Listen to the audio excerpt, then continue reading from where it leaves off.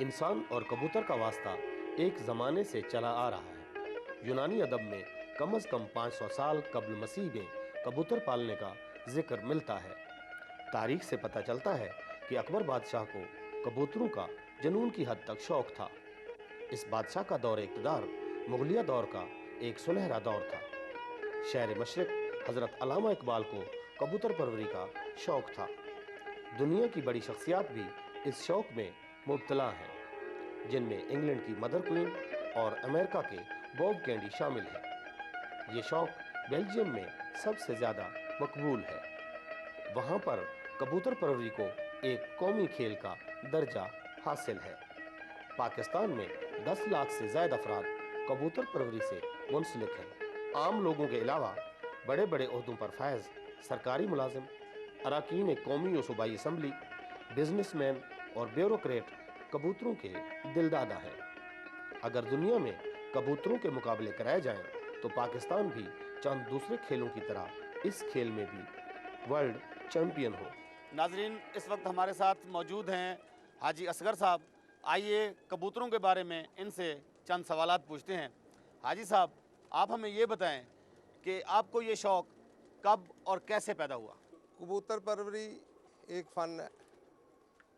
इस शौक़ का सिलसिला तकरीबन आज से 40 साल पहले मैंने शुरू किया और आज तक ये सिलसिला जारी है।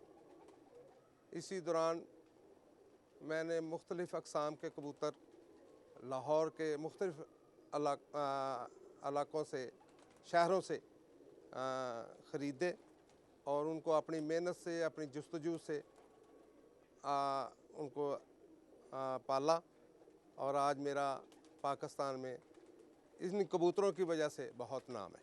हाजी साहब, आप हमें ये बताएं कि कबूतरों की नस्लें कितनी हैं? हमारे पास जी तकरीबन 3-4 नस्लों के कबूतर मौजूद हैं। ये मेरे पास मेरे हाथ में इस वक्त अमामदीन नस्ल का कबूतर है, जो मैंने इसके बावजदाद कसूर से ख़रीदे थे और ये इस नस्ल ने मेरे पास बहुत ज़्यादा काम किया है। बहुत इनका पॉजिटिव रिज़ल्ट है मेरे पास। ये उड़ने के बहुत उड़ान है इनमें और माशाल्लाह इन्होंने मेरी बहुत उड़ान के वजह से इन्होंने मेरी बहुत इज़्ज़त बनाई। ये नस्ल भी कसूरी नस्ल है जी। ये मैंने कसूर से सन 1982 में मैंने ये इसके अजदाद ख़रीदे थे और ये कांता वाले कबूतर मशहूर हैं। तो इनका भी रिज़ल्ट बहुत अच्छा है और बहुत ज़्यादा ये परवाज़ के माहिर जाने जाते हैं ये कबूतर। ये कबूतर जी हमारे कालू कबूतर मशहूर हैं जी और माशाल्लाह इनकी भी परवाज़ का कोई सानी नहीं है लाहौर में। माशाल्लाह इन्होंने बहुत अच्छे हमें परफॉर्मेंस दी है उड़ान के दौरान। इस कबूतर को तो बाज़ार हम ये लाहौरी नस्ल कह सकते हैं, लेकिन इसके पीछे भी इसके आबाओ-अजदाद जो हैं वो कसूर से ही आए हैं और मेरे पास ज़्यादातर ये कबूतर कसूर से ही रिलेटेड हैं। कसूर से ही मैंने ख़रीदे हैं। इसको हम लोग टैडी बोलते हैं। तो टैडी की शक्ल में इन्होंने भी मेरे पास बहुत अच्छी परफॉर्मेंस दी है, बहुत अच्छी उड़ानें दी हैं। तो अब तो माशाल्लाह अरब कंट्री से इसकी बहुत डिमांड है कबूतरों की और बड़े अच्छी कीमत पे उधर कबूतर हमारे जा रहे हैं, जिससे हमें काफ़ी ज़र मुबादला हासिल होता है। वो लोग इनको बहुत पसंद करते हैं परवाज़ के लिहाज से, क्योंकि उधर भी बहुत ज़्यादा गर्मी पड़ती है। पाकिस्तान में भी, लाहौर में ख़ास तौर पे बहुत गर्मी होती है। तो ये कबूतर उधर जाके इन्होंने अच्छी परफॉर्मेंस दी है परवाज़ के लिहाज से, इसलिए अरब कंट्री में ये कबूतर बहुत अच्छे पसंद किए जाते हैं और अरब लोग इधर से ख़रीद के लेके जाते हैं और काफ़ी हमें पाकिस्तान को काफ़ी ज़र मुबादला इस सूरत में हमें मिल रहा है। हाजी साहब, आपका बहुत बहुत शुक्रिया। नाजरीन, आपने देखा हाजी असगर साहब हमारे साथ मौजूद थे। इन्होंने कबूतरों के बारे में हमें और आपको मुफीद मालूमात फ़राहम की। आइए नाजरीन, अब आपकी मुलाकात डॉक्टर एहसानुल हक से करवाते हैं, जो वेटरनरी पैथोलॉजिस्ट हैं और आपको कबूतरों की बीमारियों के बारे में बताएंगे।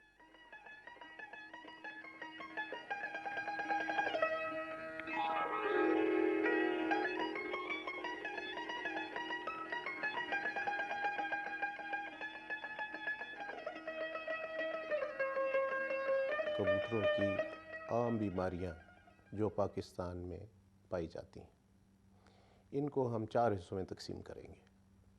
नंबर 1, वायरल प्रॉब्लम, जो वायरसेस की वजह से बीमारियां पैदा होती हैं।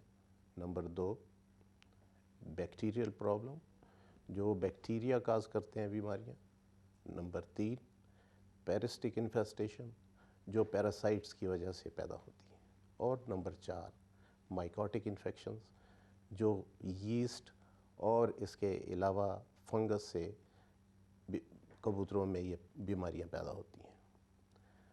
अब जैसे हमें सबको मालूम है कि ग्लोबलाइजेशन के साथ साथ हमारे मुल्क के अंदर बेशुमार परिंदे इंपोर्ट हो रहे हैं और वो बीमारियों के कैरियर के तौर पे भी बहुत सारी बीमारियां पाकिस्तान में ला चुके हैं और जिसकी वजह से बेशुमार बीमारियां कबूतर के शौकीन हजरात को फेस करनी पड़ रही हैं।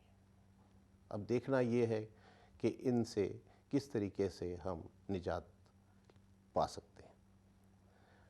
वायरल प्रॉब्लम के अंदर जैसे आपको मालूम है कि ये बाज़ वक्त इंतहाई ख़तरनाक सूरत इख्तियार कर जाती है, बेशुमार नुकसानात होते हैं। उनसे बचने के लिए सबसे पहला कदम फार्मर हजरात का ये है कि अपने हिफाजती इक़दामात को मज़बूत बनाएं, जिसे हम बायोसिक्योरिटी मेजर्स भी कहते हैं। दूसरी बात, बर्ड्स को अच्छी खुराक, अच्छा साफ़ सुथरा पानी और अच्छा माहौल दें, इससे बीमारी के आने के ख़तरात कम हो जाते हैं।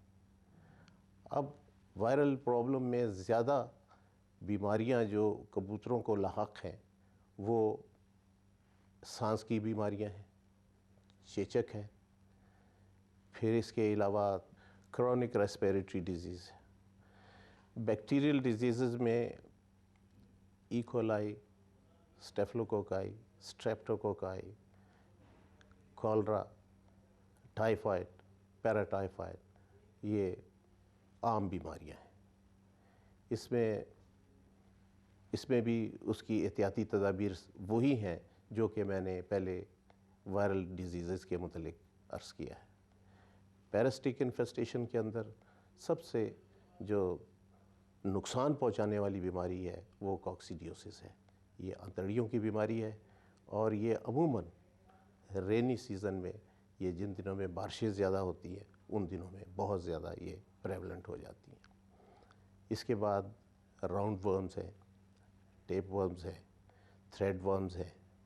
ये आम गिज़र्ड के जो उसके संगदाना है उसके अंदर कीड़े पड़ जाते हैं। ये भी क्या नाम है बीमारियां जो काफ़ी मौजूद हैं। फंगल डिजीज़ या बाइकोटिक डिजीज़ में अमूमन ये फफूंदी से जो खुराक जिसके अंदर ये अमूमन खिलाई जाती है उसमें ये पैदा हो जाती हैं। इनका तदारक भी दवाइयों से किया जा सकता है, इनको डायग्नोज किया जा सकता है।